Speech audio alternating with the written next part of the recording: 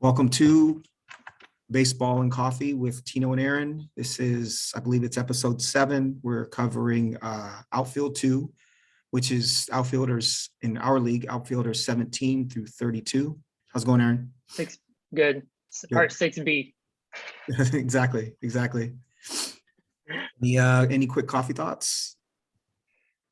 No, I had my Chemex Columbia that's been becoming a tradition. I seen your picture that the other day. I was out. Yeah. I've been digging this Allegro organic Columbia. This is my decaf when I get home.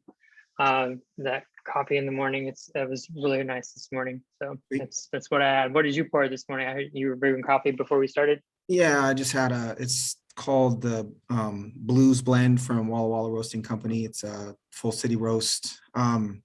Just made it as a, grind it on the 18 on a baratza, it's 44 grams of coffee, and I fill it up to the 8-cup mark.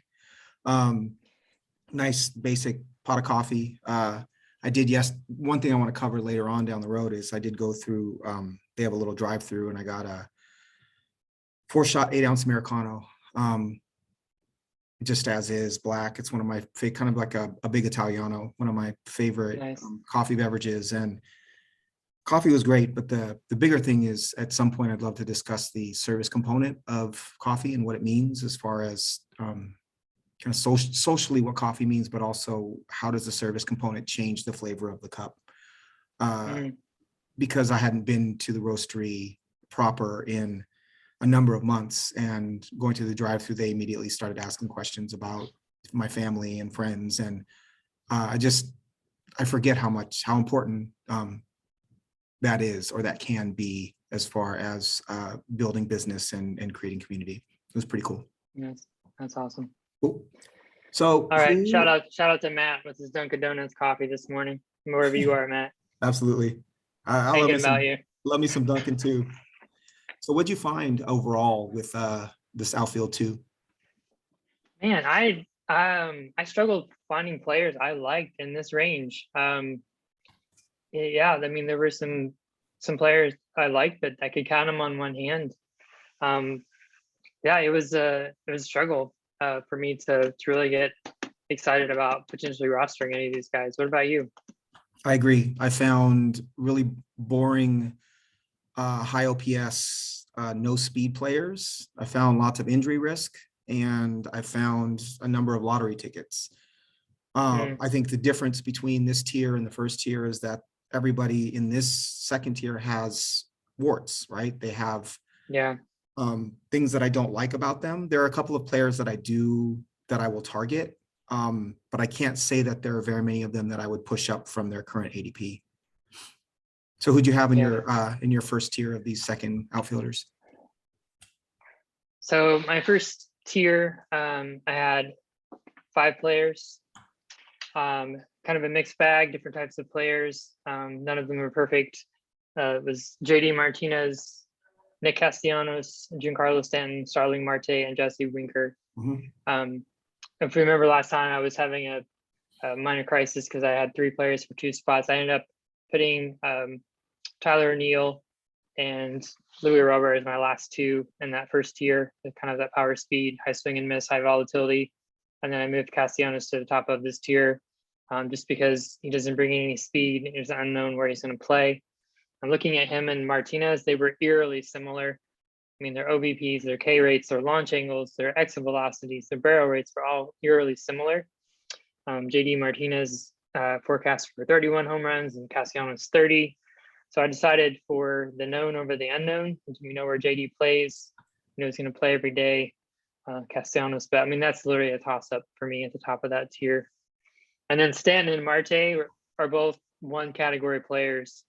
One thing I found with Giancarlo that amazed me was he was not in the top 75 of expected extra base hits, despite a 56.3% hard hit rate. I mean, he's literally like home run or nothing. I was just like, how can you have that quality and velocity of contact? His average fly ball velocity was almost 100 miles an hour, which is just under Vlad, Shohei, and Tatis. But he comes with a 27% K rate. And like I said, he's basically home run or nothing. But you can't deny the fact that if you need home runs, when you're looking to impact that category, he's put up several healthy seasons in a row. He could potentially be a game changer in that one category. And he also is in the middle of the lineup, so he's not going to hurt you in counting stats either.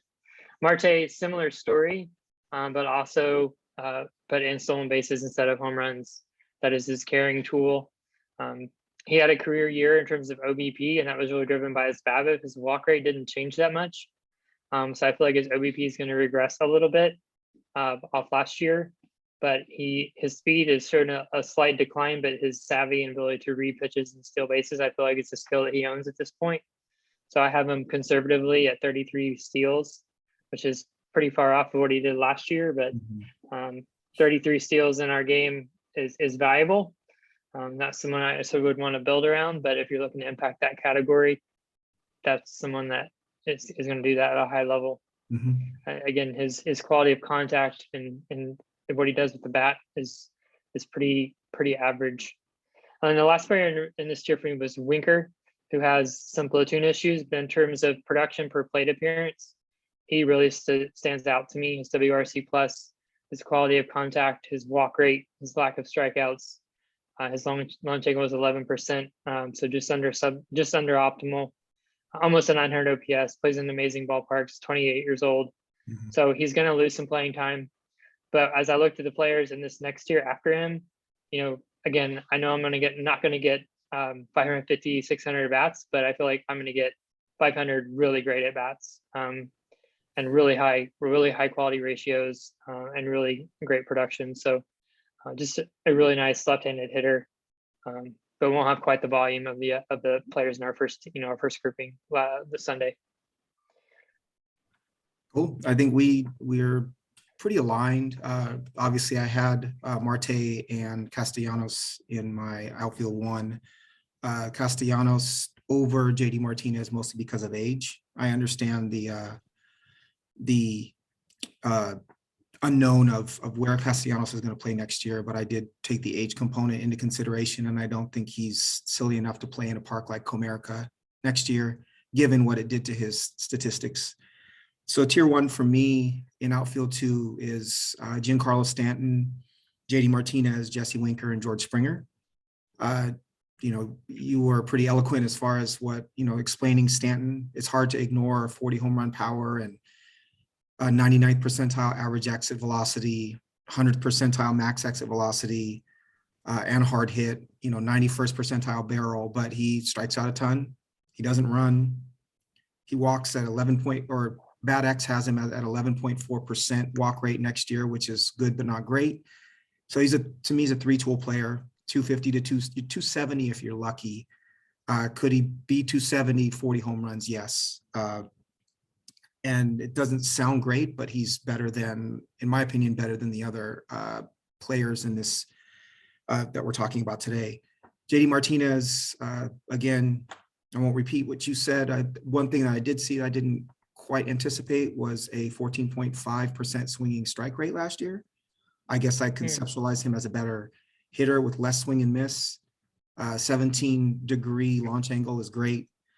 He's just below Giancarlo Stanton as far as hitting the ball hard. He had a 90th percentile expected batting average and expected slugging last year, and 81st percentile barrel. So he's still a very good professional hitter who's worth rostering, not an outfield one anymore. And I think an injury risk at this age, but he plays in a good offense in Boston. He understands how to use the Green Monster, and worth his ADP, his current Fantrax ADP, which is 91.86. Next, I have Jesse. Wow, that's way lower than I thought. Next, I have Jesse Winker.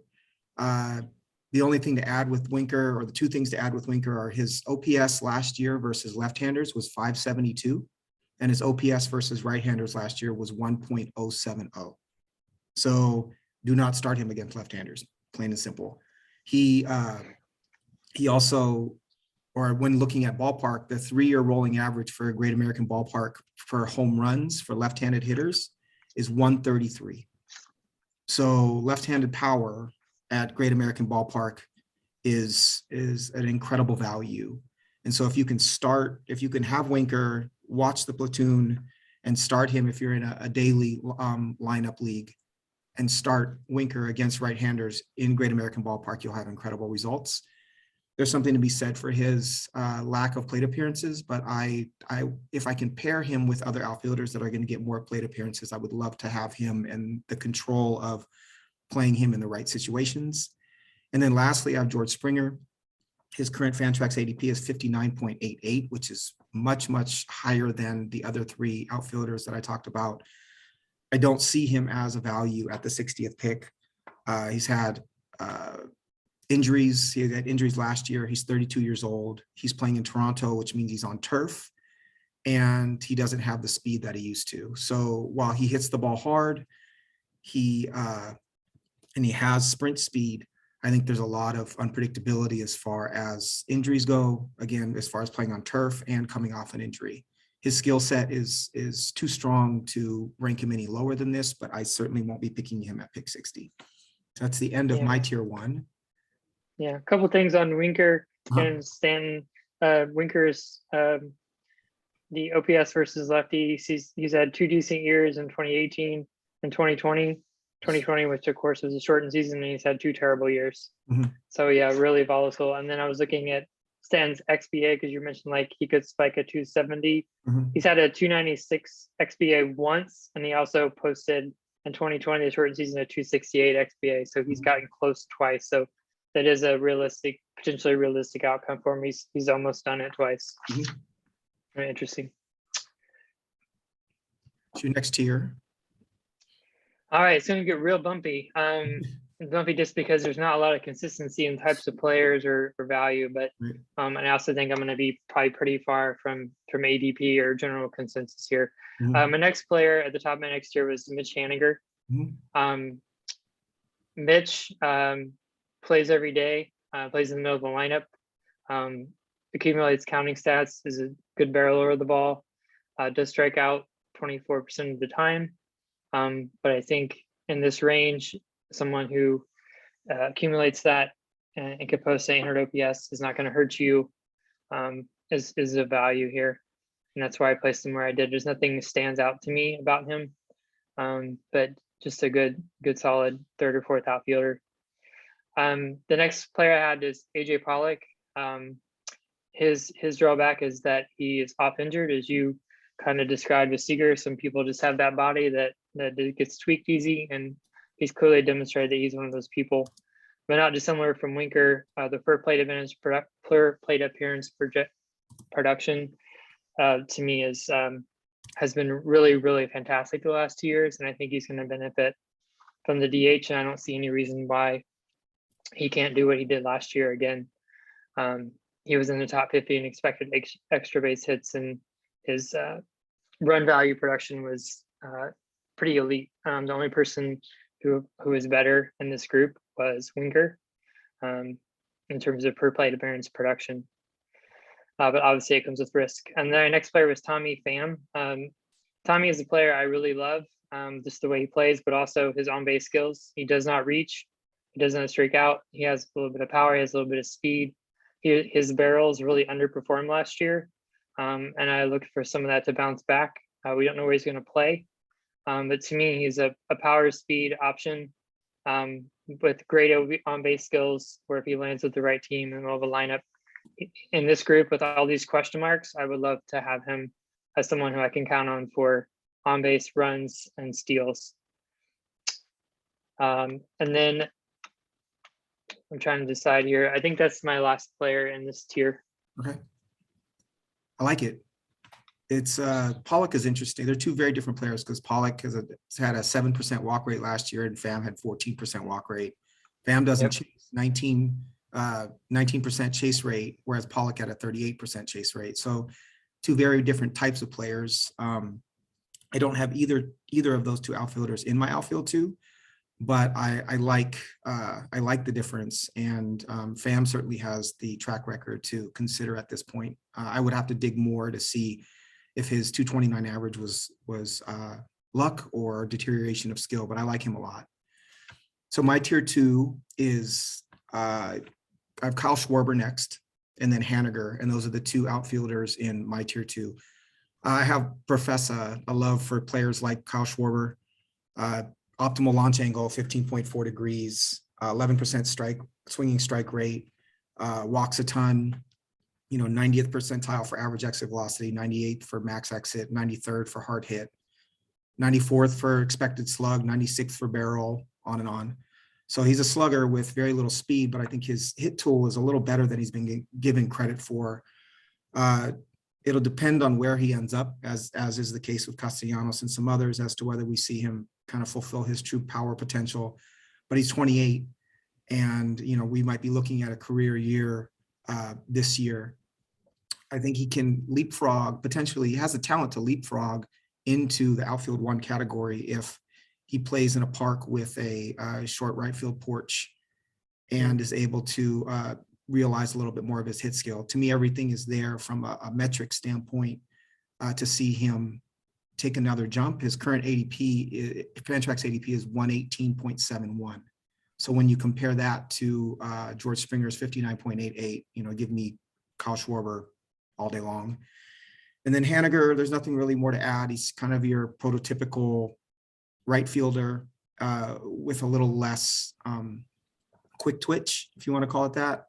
14.8 degree launch angle, 800 OPS, like you said, an accumulator at 691 plate appearances last year, which is just wild. 39 home runs, 110 runs, 100 RBIs. He is 31 years old. He was a late bloomer, so I don't know if if we can really apply your typical kind of peak to his age. And we know that he's going to hit somewhere in the middle of the Mariners lineup, and the Mariners lineup should be better this year than it has been historically. So Haniger is, for me, conservatively, in tier 2. His Fantrax ADP currently is 90.69. I will probably stay away from Haniger unless I can pair him with another outfielder like a Winker or a Schwarber that you find a little bit better rate stats from. So that's my tier 2. Okay. So for my tier 3, I have a little power speed at the top, and then a couple of power heavy players, and then 3 players who I think bring some skills into the equation and have value because of that. They have drawbacks in their plate and bat. So my first player in this tier is Avi Garcia, followed closely by Jorge Soler. I have them really close. I go back and forth. Avi has the speed. So he contributed double-digit steals. He's in the upper percentile. The sprint speed in Miami is a team that does run. So I don't look for that to discontinue. However, Soler has the advantage in power and is projected to hit 9 more home runs. Their quality of contact is very similar: 46, 47% hard hit, 12.2, 12.7 barrel rate, 95.2, 95.8 on exit velocity and fly balls. Soler does have a better launch angle, which is not insignificant. Avi, they both swing and they both have a pretty similar strikeout, but do it in different ways. Avi chases a lot more, whereas Jorge has a pretty stable chase rate. He doesn't chasing terribly above league average, but he has more swing and miss. So I wouldn't necessarily reach for either one of these players. I think they're pretty similar. But if you need speed, I think a little power speed, Avi's your guy. If you just want home runs, maybe, and you don't like the chase that Avi brings, Soler is a little bit more stable in his chase rate. But they're both certainly not an asset in batting average. And I think Soler has more potential to hurt you because he's not as fast and he's more of a fly ball lean. At Friendmill next, very similar to Soler, very power forward player, brings nothing to the table in terms of steals. He is really good at getting extra base hits in addition to home runs. So he can help, he has his 25 more points and expected OPS over Soler, but does strike out more than Soler, and his OBP is lower. So I notched him down below, but very comparable players. My last 3 in this tier are all guys that bring some speed. Randy Rosarina, who I know you had in tier in our first grouping on Sunday, and then Cody Bellinger, and then Trent Grisham. I had Rosarina at the top of this group because I think he has the most speed, and Tampa runs the most of this group. He's projected for 18 steals, low 20s home runs. Yeah, his strikeout rate and OBP skills are not something that I covet. And he puts the ball on the ground pretty frequently. But when he does lift it, he does it with decent velocity. Cody Bellinger's projected for 9 steals and has probably the best power ceiling of this group, but his plate approach fell apart last year. He was starting to be platooned at the end of the year. So we'll see if he's healthy and he can recapture any of the form that made him an MVP candidate.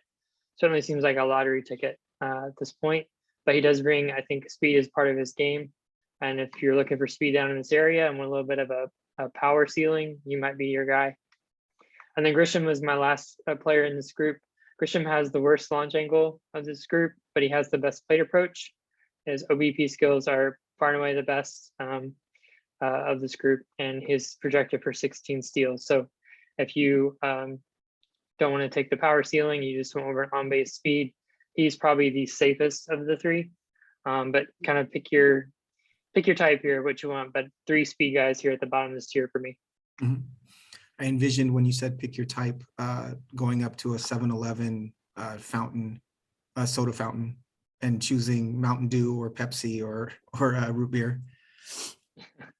And I misspoke. He had the worst barrel rate, not the worst launch angle. He had Bellinger has the best launch angle. Grisham's is good, but Grisham is by far the lowest barreler, and that I misspoke. So I want to correct that. 5.2% barrel rate. So I'd say Bellinger has the highest launch angle, which was at the point that it reached last year. I don't know if it was best. It was 22.2 degrees last year. So he was hitting everything in the air. My tier 3, I have 3 players: Eloy Jimenez, Cody Bellinger, and Christian Yelich. This is called my lottery ticket tier because I think you're really just hoping. You're just hoping on all 3 of these players, including Jimenez. As I dug into Eloy Jimenez more, I was pretty surprised to see that he had a 8.4 degree launch angle last season and almost 50% ground ball rate, which is not good for a power hitter. He has 80 raw power, but he's not reaching that if he continues to hit ground balls. And he also had a 16.5% swinging strike rate last year as well. And that wasn't a fluke because it was a 15.3% swinging strike rate in 2019. So you combine a low walk rate, an average barrel rate, a high chase rate, a high ground ball rate, and a high swinging strike rate. That's not a recipe for the type of high average, big power corner outfielder that we thought Eloy Jimenez was going to be. I do own him in one of my keeper leagues, and given some of these stats that I found as I looked, he's someone that I think I'm going to sell on as quickly as I can. Doesn't mean that he's not going to recover. I think there is a really good hitter in that bat. It's just not one that I can count on in the way that I thought that I could, and certainly not at his current 57.42 Fantrax ADP. Cody Bellinger is next. Bat X sees a bit of a bounce back next year. They project him for 29 home runs, 81 runs, 79 RBIs, and 9 steals. His launch angle last year, like as I said, was 22.2 degrees, which means he was hitting absolutely everything straight up in the air. And his swinging strike rate, I found, was 14.2% in 2021 versus 9.5% in his career year 2019. So as you said, his approach was just completely out of whack. His average exit velocity was in the 49th percentile, max exit 48th, and hard hit only 20th. So he was lost. It was very clear that he was lost at the plate. So he's trying to lift everything. He had a ton of swing and miss. Whether he can recover that or not is kind of a flip of a coin. We know that the talent is there, but some of the issues that he found in 2021 were the same issues he had in 2017 and 2018. So it could be that 2019 was the anomaly. I would not pick him at pick 94, which is where he's going right now in Fantrax. I'll leave that risk to someone else. And then my final outfielder in this tier is Christian Yelich. His current Fantrax ADP is 94.49. So obviously those participating in Fantrax drafts see him very similarly to Bellinger. Bat X has 22 home runs, 87 runs, 72 RBIs, and 15 steals. I do like the idea of getting 20 plus home runs and 15 steals at this point. They also have him for 850 OPS, which I think is driven primarily by his walk rate. But it was a 2.8 degree launch angle last year, which is, as we know, if you watch Christian Yelich play, he's just hitting worm burner after worm burner. He's hitting the ball hard, 80th percentile exit velocity, average exit velocity, and 87 hard hit, but only 42nd barrel. which says he's hitting the ball hard into the ground every single time. As we know with him, the talent is there. He's won the MVP. The question is, did his fractured kneecap at the end of 2019 and a bad back hinder him to the point where he's moving forward? He's a high OBP guy with 20 home runs and 15 steals. Or is he able to come back and see some of the results that he had in his MVP season? He is 30 years old. I think the possibility is there for him to do that, but I would not pick him with the expectation that he's anything other than a high OBP, 20 home run, 15 steal player. That's my tier 3, my lottery ticket tier. Nice. Quick question. What is Eloy's ADP? You just gave Cody and Christian. What is Eloy's? I'm curious. 57.42. Man. Okay. I knew it was to be higher, but I was, I didn't think it would be that high. Is it? So then do you think it's reputation that's putting him there? I think so. I think people are still dreaming on. They see he's 25 and yeah, I think so. I think we're pretty seduced by youth, man. And we being the larger, community. Right, and a 6'4", 260, 270 pound corner outfielder. He looks the part. He can get his bat to the ball for sure. I think I know the answer to this, but this is your lottery ticket range. So if you had to bet on, Bellinger or Yelich, would you take the Bad X's outlisted projection or Yelich's plate approach and track record? Boy, I think I would take Bellinger in this situation because I don't. Bad backs are typically, I would err on the side of the on base percentage and walk and approach, but a bad back and a player who can't elevate the ball is a little bit scary. And he's also, if he couldn't elevate and he was 23, 24 years old and it's a swing correction, that's one thing.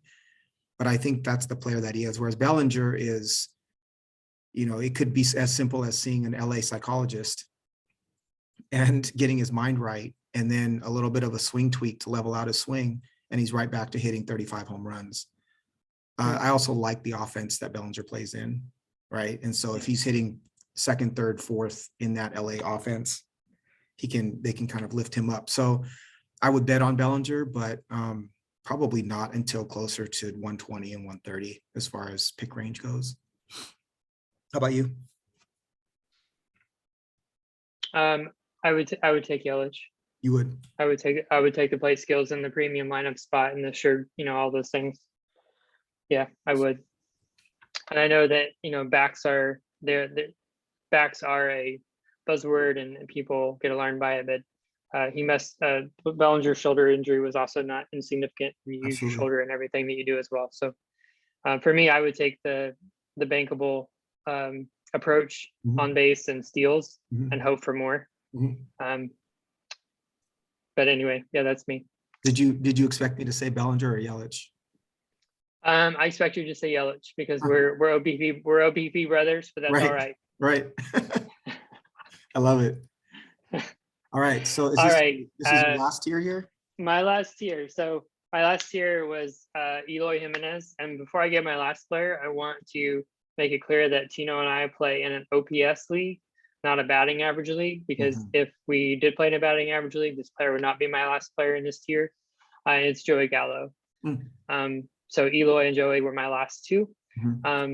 You already spoke to Eloy. I saw the same things, the 310 XOBP with an 8% launch angle, 8-degree launch angle, and just suboptimal, but he's projected for 31 homers. And again, he's 25 years old. I certainly am concerned that he won't reach his potential. I don't have him anywhere at this point.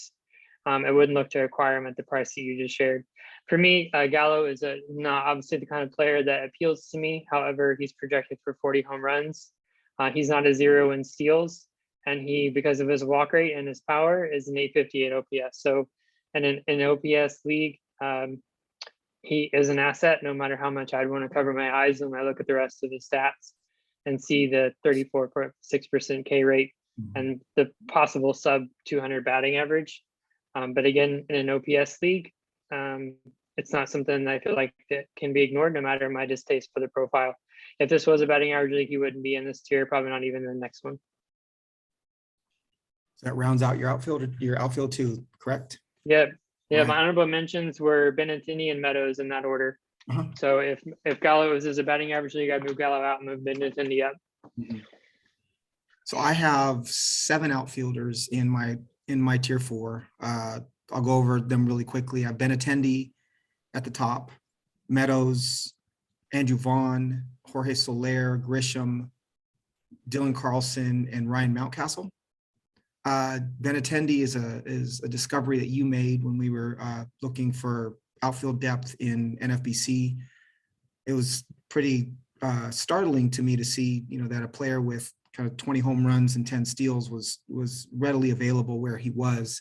Pretty basic player, optimal launch angle, doesn't swing and miss much, 55th percentile average exit velocity, 50th percentile max exit, 66 hard hit. So kind of straight down the middle, good left-handed bat, gives you a little bit of speed. Park factor for home runs, 3-year rolling park factor for home runs at Kauffman for a left-handed hitter is 78. So expecting him to hit home runs at home it's just not going to happen. So you can't really look at Benintendi as a power hitter, although BATX has him for 21 home runs and an 814 OPS next season.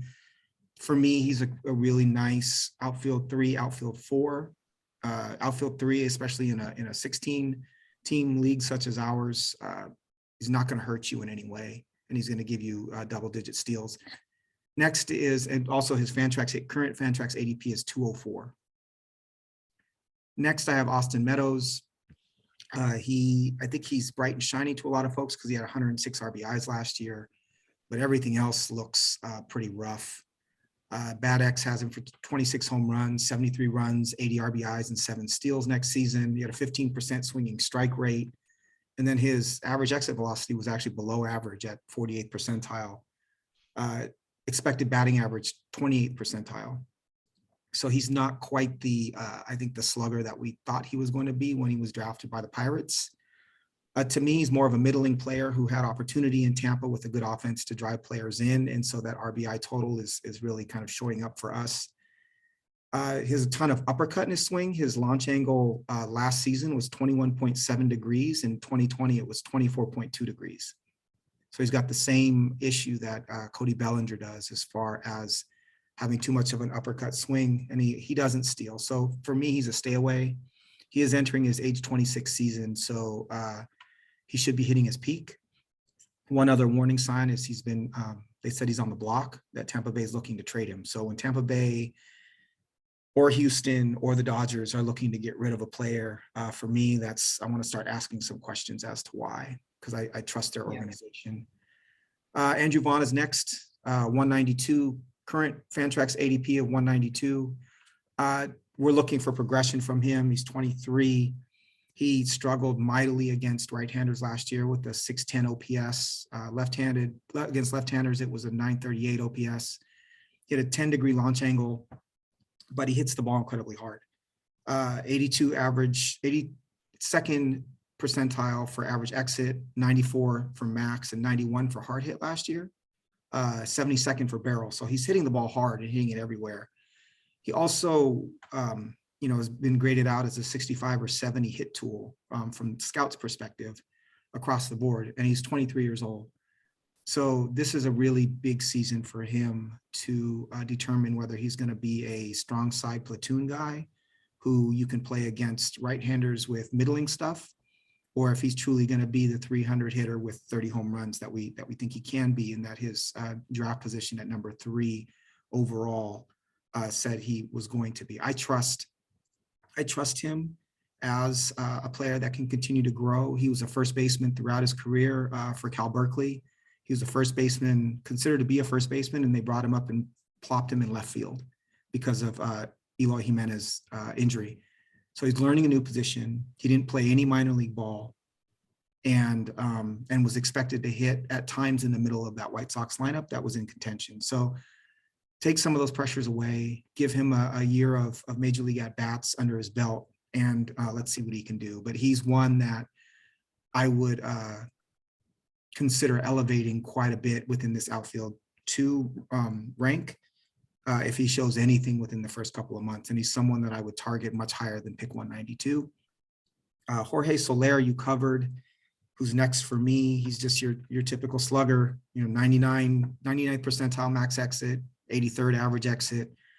Ton of power. He had a 48 home run year in 2019 with the Kansas City Royals. Can hit out of any park.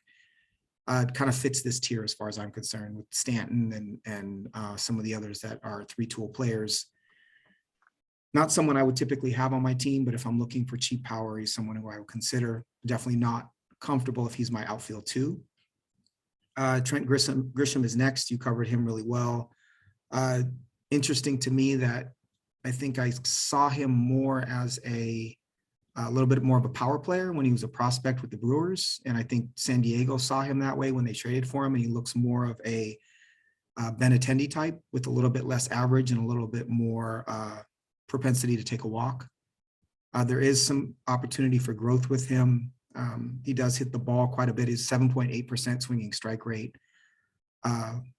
But a player that I probably will value a little lower than most other managers would. Kind of a filler outfield 3 type for me. Dylan Carlson is next. Just a progressing 23-year-old player, kind of like Andrew Vaughn. I think he has a little less potential than Andrew Vaughn does, but his launch angle is right in line with where it should be at 15 degrees. He doesn't have a very high swinging strike rate at 11.5%. Average exit velocity, max exit are all kind of in line with a player who's still kind of developing from a physical standpoint. The one warning sign I saw was he was in the 9th percentile for hard hit. So that's something that's going to need to come up. But he looks like a balanced 55 hit tool, 55 game power, 55 raw power type of player. I could see 25 home runs at his peak. And maybe a 280 hitter, but not someone that, especially in a dynasty league, that I'm going to be investing in a ton. And then my 16th outfield 2 player is Ryan Mountcastle. 125 Fantrax ADP currently. He's 25 years old. He had a decent season last year, 782 OPS, launch angle was in line, all those things. Camden is moving their left center fence back almost 30 feet, or as much as 30 feet is what the article said. So the question with Mountcastle is, for me, at least at home, is he going to be able to spray the ball more than he has historically and hit the ball to right field? Because right field is a short porch. We saw that with Cedric Mullins. Yeah. And I think he could become moving the fences back can actually make him a much more valuable fantasy player, in my opinion, if he starts hitting the ball to right field and to right center instead of trying to hit the ball out. And that short porch and left, I think, was so inviting for a lot of players that they turned themselves into power hitters instead of spraying the ball around. And because average is at such a premium these days, and I think he has the hit tool to be able to hit for a higher average, I would love to see Ryan Mountcastle try to go the other way more and become more of a 290 hitter with, say, 20 home runs and a lot of doubles. So we'll see what happens. Mountcastle is a bit of a dart throw because we don't know how he's going to adjust. We don't know how any of the right-handed Baltimore hitters are going to adjust to the fences. But he was worth putting there for me, and I do like the versatility of being able to put him at first. So you think it's his batted ball, like his spray chart, the fact that he's trying to pull and lift the ball to left field all the time is driving his batting average down, and that's why you see ceiling for growth in his batting average potentially if he becomes more balanced with his spray chart? I do. So he sprayed the ball around a bit last year. He wasn't a dead pull hitter by any means, but I think that he has the type of bat control that he could become almost more of an opposite field hitter. And I think that would be very beneficial to him. I do think we'll see a right-handed hitting approach in Baltimore become much more opposite field as the fences are moved back. So I would pay close attention to that adjustment for him. And I certainly would not be picking him at pick 125. I would wait for him a bit lower than that. Yeah. My honorable mention. Go ahead. Since he doubled his walk rate in the second half last year. Mm-hmm. So if that's something he could carry over, that would certainly, because he didn't walk hardly at all, or he hasn't walked hardly at all as a big leaguer so far. Right. His BATX has him at a 7% walk rate for next year. So honorable mention for me, Hunter Renfro, Alex Verdugo, Lourdes Gurriel, Miles Straw, Dolis Garcia, Michael Conforto. I'm basically naming the next tier. The one that I had a really hard time with that I considered for outfield two was Seiya Suzuki, but I can't pretend to be a scout of Japanese baseball. And so I think I'll leave that up to the people who are able to translate his statistics a little bit better. His current Fantrax ADP is 193.34. I'd be much more willing to invest in him at a higher ADP than that. I would probably consider Suzuki before I would consider Mountcastle, but because of the lack of information, I put Mountcastle where I did. And then the only other one worth mentioning is Joe Adele, but that's purely pedigree and athleticism, and so he's not worth ranking in the outfield two spaces quite yet. Do you want to speak to a couple of prospects? Do we have time to do that, or do you want to save that for the next? Yeah, absolutely. No, Okay. I'd love to.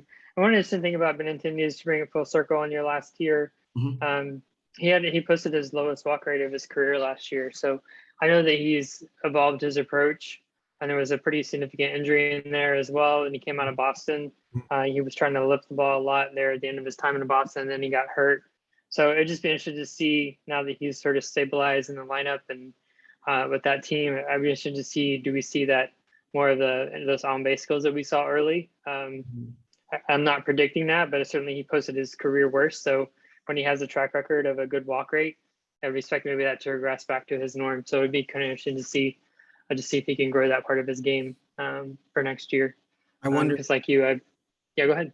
I wonder too if the Kansas City Royals plate approach has impacted Benintendi's approach at all, because they, you look at their stars, you look at Salvi Perez and Whit Merrifield, and even, Hosmer when he was there, and some of the others, they don't take walks, right? They put the ball in play.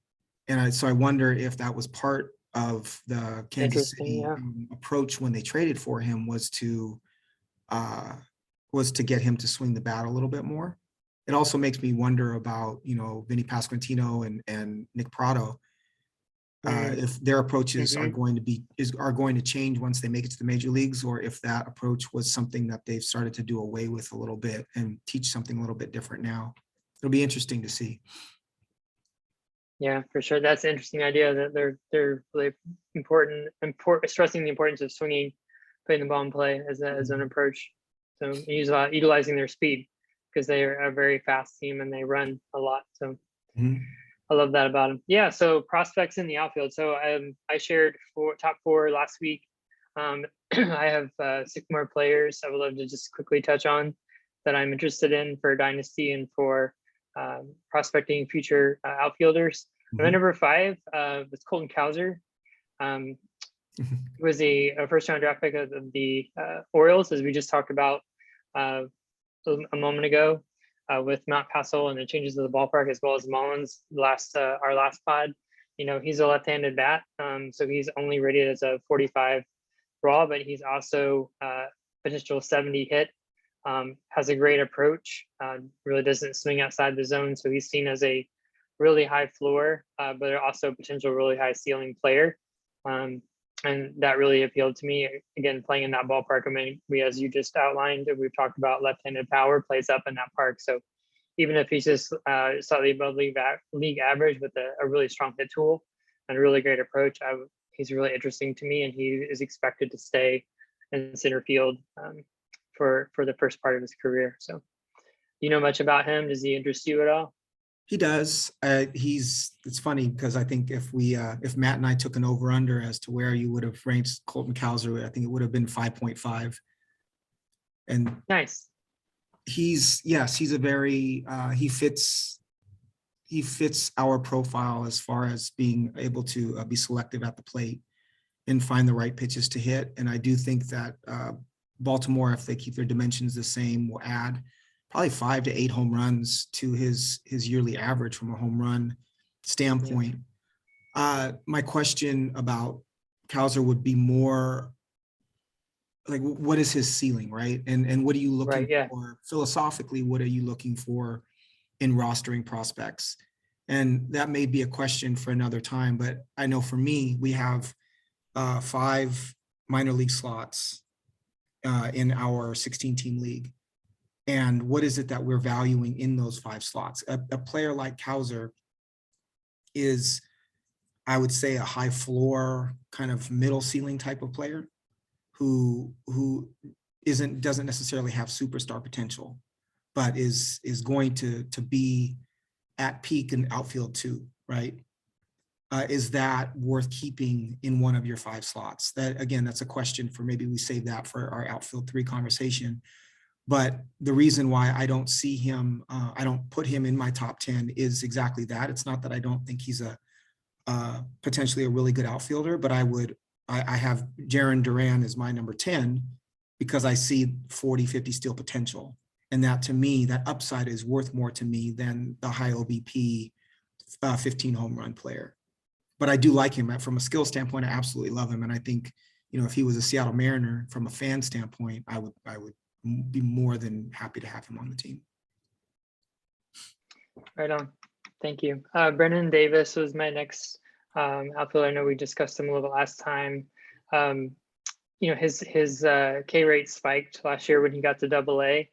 Up to that point in his minor league career, he didn't show a proclivity for a ton of swing and miss. So he would be someone I'd be interested in investing in this year and seeing, is he able to get that under control, at the AAA level before beginning potentially the call, but has a lot of tools, both power and speed, plays on an outfield, star hungry team.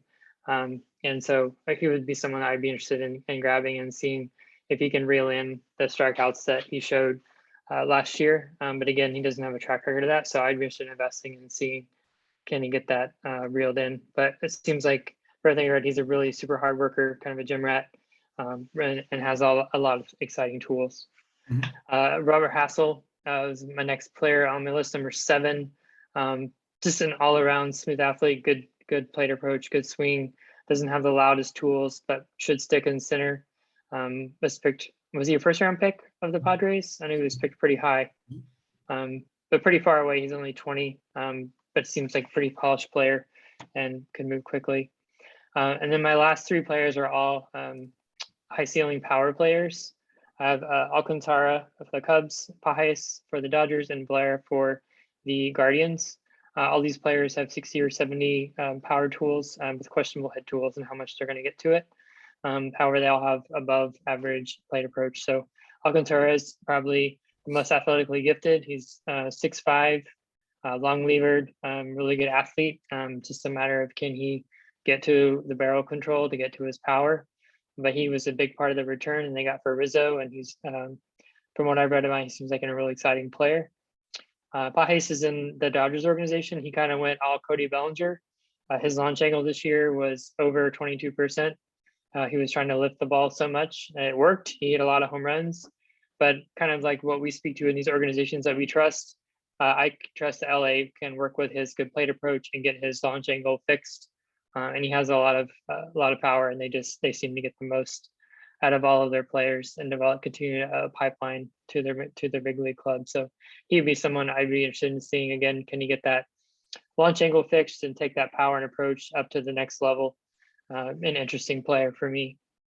And then Valera, kind of a mixed bag here. He's been kind of a 3 true outcomes player. From what I read, he's kind of sold out for power at times at the cost of his approach. And then he kind of goes back and forth the other way. The Guardians need outfielders, and they've also shown no proclivity for being able to develop them. So he was kind of a tough rank for me here. However, his exit velocity and hard hit rate were very eye-popping for what he did last year. And he does have the power tools, and that's obviously a carrying thing in our game. So kind of skeptical with him being with the Guardians and the kind of up and down minor league career he's had. But he certainly seems like enough potential that has my interest and takes that top 10 spot, or last of my top 10 spot. Would you care to recap your top 4 that you covered in the last episode? Yeah, sure. Yeah, it was Julio. We all know about him, and then Corbin Carroll for the Diamondbacks with his 70 hit tool and emerging power and 70 speed, and Riley Green in Detroit, the smooth swinging lefty. And then I had Josh Lowe for the Rays, which we had a good discussion about his prospects, his talents, and how it fits in with Tampa and all the complexities that brings. So yeah, so top 5 was Julio, Carroll, Green, Lowe, and then Cowser, and then Davis, Hassel, Alcantara, Pajes, and Valera. So you omitted Zach Veen and Luis Matos, correct? I did. I think Veen is so I have Veen at 3, but I understand why he would be outside of your top 10. I think he's one of the most polarizing outfield prospects in the game. He had 36 steals last year and hit for a ton of power, hitting in Colorado, but I don't think anybody trusts Colorado's ability to develop minor leaguers. The only things I want to add, I gave my top 10 last episode, which were Julio, Riley Green, Zach Veen, Robert Hassel, Luis Matos, Vidal Brujan, Corbin Carroll, George Valera, Brennan Davis, and Jaron Duran. I want to add that my nickname for Brennan Davis is Diet Chris Davis. Brennan Davis had a little less speed than I expected to see from him as I read more about him, and he's got a lot of swing and miss. So his upside is kind of like what we just talked about in the middle of outfield 2, like kind of 15th, 20th, 25th ranked outfielders. Again, question is that someone that you would want to roster if you have 5 minor league roster spots? Does he have the upside that you're looking for? And then I just think that Jaron Duran, again, is more of a philosophical question, right? Because he has such explosive speed and he is 25 years old and he is expected to make the opening day roster for the Red Sox. How much does his proximity and his speed contribute to where you would be willing to rank him? Typically, I know you tend to fall closer on the side of, or more so on the side of proximity than I might. So it's interesting to me that I would rank Duran in this top 10, and you didn't. He's someone I've been on in the past. As he's gone through his swing change and kind of been off again and on again. I was on him when he was playing second, and it was really a hit tool on base speed guy. And then he morphed into a power guy, and the strikeouts came, and then he kind of looked like he was running that in, and then it went back. So he's just been kind of mercurial. So yeah, I'm not confident that he's going to be able to hit enough to be on base to steal all of his bases, but I've been wrong before. We shall see. Right. You have anything else to add? I don't. A couple of things. I kind of wonder if Saya Suzuki might end up in that outfield in Boston. But that would be interesting to see. Hopefully we'll get to know that pretty soon. Mm-hmm. I know we're not doing open form, but real quick before we go, since you're talking outfield and prospects, do you have advice or do you have a way to discern when you're looking at a prospect list? So for example, today Fangraphs released their top 100. Sure. So I'm sure our phones will be blowing up later with Matt sending those out. Absolutely. But do you have a way to discern, are they doing this from a major league perspective or a fantasy perspective? Because I know one analyst, James Anderson, who basically he puts on his rankings these are for fantasy. But he's the only one in the industry that I'm aware of who puts that on his rankings. So in your experience in Dynasty, when you look at a ranking set, can you kind of just tell by where they rank catchers and pitchers? Is it a real or fantasy, or is there a place that kind of indexes them?